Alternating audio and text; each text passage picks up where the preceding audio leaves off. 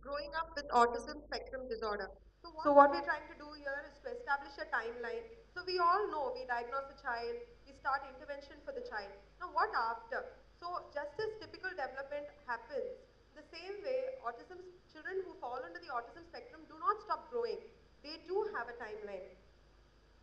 So this is one of my favorite quotes. So what we are doing is currently we are now labeling our children to have autism spectrum, and we go about saying that okay, this child is autistic and this is how he's going to be, but that's not the case. As beautifully said by Dr. Temple Grandin, who's not only a scientist but is also an autistic individual. She says that the focus should be teaching people with autism to adapt to the social functioning while still retaining the essence of who they really are, including their autism. Right, let's start with the history of autism. Just like the growth is there, even in history there was a huge happening that was going on. So it started off in 1887 when Dr. John Langdon, he was the first person to identify what we call as co-features today. So he called them to be developmentally retarded.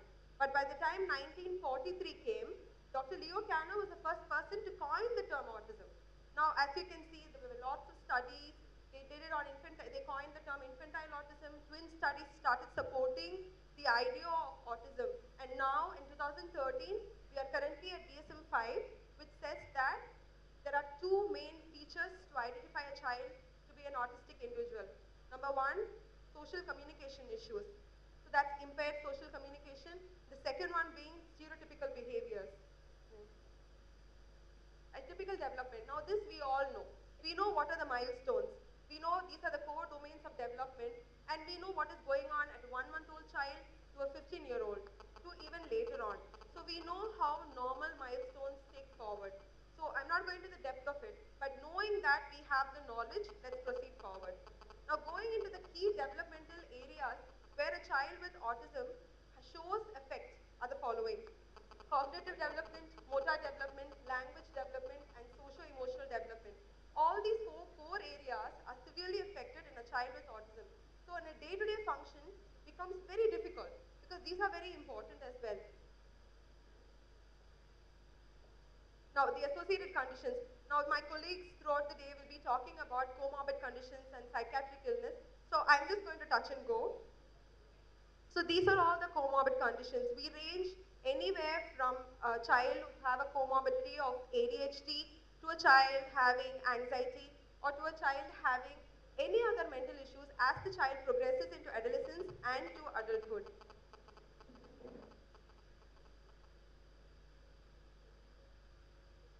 Yeah. So children with comorbid conditions have an increase in challenging behaviors. They have severity in sleep problems. They have difficulties internalizing, and they also have attention problems. Now, adding on to this, aggressive behaviors have a prevalence of 6 to 86%. Now, that's a huge variation that we are having. So, under that, you can rightly see when aggressive behaviors start happening, what happens is the child's daily function gets affected. And it is also found to be one of the most important causes of placing a child in a residence. And it affects the child's outcome as well. Now adding on with this, as the child progresses into adolescence and adulthood, the child has depression, they have anxiety, and the range is also quite high and the prevalence is also high, because of which their better outcomes is also affected. So this is transition to adulthood. This is the core idea behind the talk. So let's start off with this. So we'll start with 18 months and 5 years. So we're looking at anywhere between 18 months and 5 years where the child is definitely found out to be having autistic features, diagnosed, and we start intervention. What after? Between 6 to 14 years, the child needs to go into school. So we start identifying academic skills, start nurturing strengths, we start involving the child into recreation. I'm sure many of our parents come and ask us, isn't it, can I put my child into skating? Can I put my child for swimming? Can I put him into the music class, right? So this is a period when recreational activities also start off. And development of unique interests. We start identifying that the child has the capability to just listen to a music and pick it up, right? So that later on becomes the splinter skills as well. So we start nurturing that. And in in 14 to 15 years, the IEP team starts getting involved, and that is when we make the decision. Is the child going to go for open schooling? Does he have the skills to move into higher secondary? Does he have the skills to move into university? If not, what is the next step? The decision making starts there. And between 15 and 17 years, we start going into vocational rehabilitation. That is your vocational training. We start looking at employment opportunities for this child. Or what else can the child do once he starts moving into adolescence and adulthood? And it is also when functional skills and social adaptation is also taken into consideration, and we start slowly involving the child in such activities as well. Now, once the child starts moving into adulthood, that is from 18 to 21 years, what happens then? We start looking at the child, we start nurturing the child towards independent living.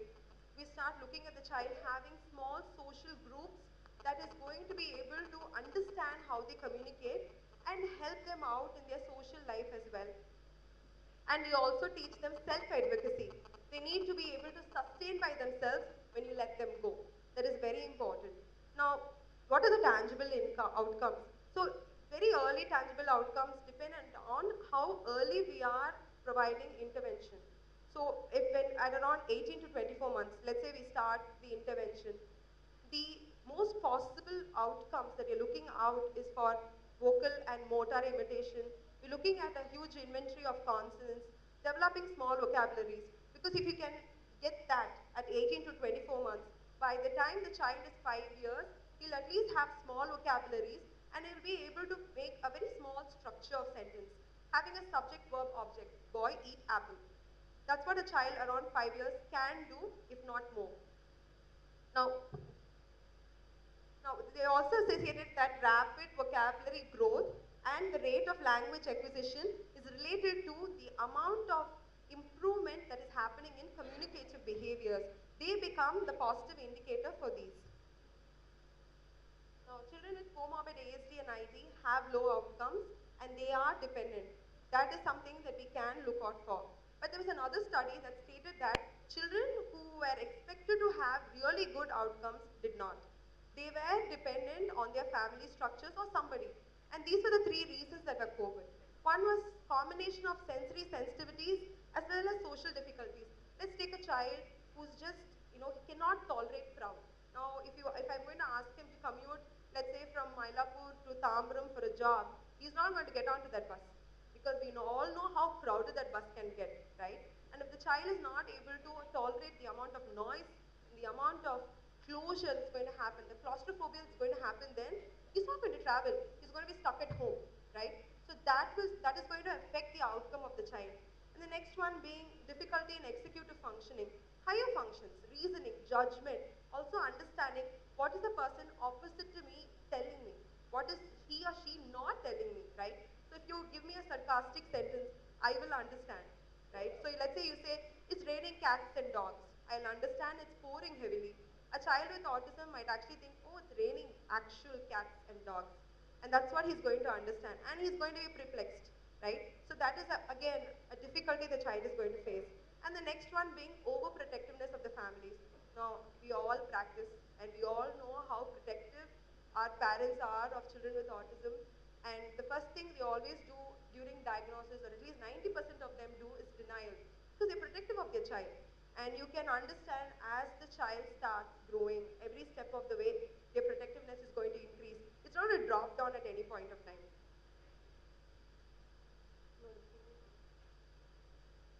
Right, but they did find 15 to 25% of adults with autism, they were able to live independently, they were able to go to universities and higher secondary, and they were also able to find employment. And most of them were actually married also, which is pretty cool.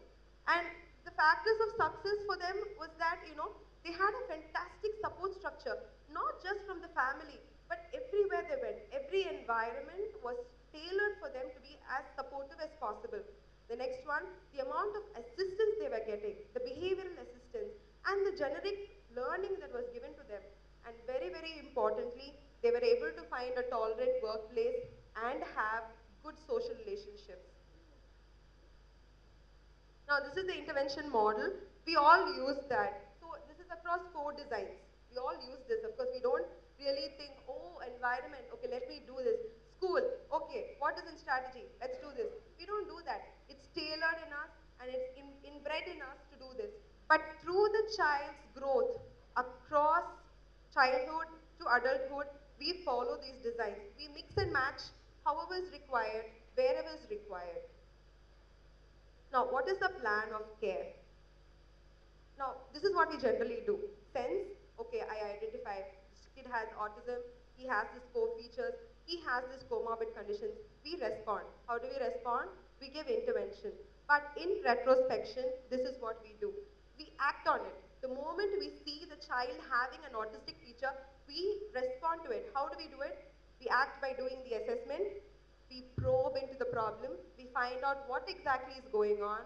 We place the child, okay, he's low functioning, he's high functioning, he's verbal, he's not verbal. We categorize the child and based on that, we provide the intervention plan. Now, on that note, this is called the Kuhneman model or the Kuhneman framework. This is a fantastic framework for decision makers. It's generally done in corporate companies as well as in intern situations, but I personally love this. Um, so this is just fun to put up basically. You can see the amount of chaos on it. But just to draw your attention to the center disorder, just keep that in mind, the black shade there. Right, so this is disorder. If you remember 1883, and from there, the first time the core feature of autism was identified, and by the time Leo Kanner came up with the term, I'm pretty sure there was overdiagnosing that was happening at that time, right? Now, lately, when the moment we heard 1 in 68 has autism according to CDC, there was a pandemic on it. Every child who came in and didn't have a social smile, all right, you're autistic, go for autism spectrum intervention-based models, do it now. So there was overdiagnosing that is happening. So you can understand the moment the disorder is identified, the first thing we do is act, right? We act on it. That's exactly what happened. We were in the chaotic situation, that is when the novel practice started. And from there, currently we are between complex and complicated. Okay, complicated is where we are right now. We have good practice systems. We have excellent intervention models. We know what we are doing. We know what goes where. Okay, if the child is nonverbal, do that. The child is not able to function in the school, let's go give him the support structure. We have a good practice, but we have not stopped. We are still probing. We are still trying to identify what could be the possible cause of this child having this disorder so that we come to simple, that is the best practice. We are still on the road towards identifying best practice structures. So that's exactly where we are. So now, because of these evolving diagnostic concepts and management approaches, we are now adding on to the wide range of potentials being displayed as well as shifting societal responses. We don't have a predictable future at this point of time. We don't know where exactly we are going. We know, okay, the child has come up to us, okay, let's start working with him. That's how we move forward. And based on that, what can we do now? Evidence-based practices. The more we have data on the outcomes that we are providing for our children, the more we'll be able to understand the efficacy of our work and come to that best practice. And in conclusion,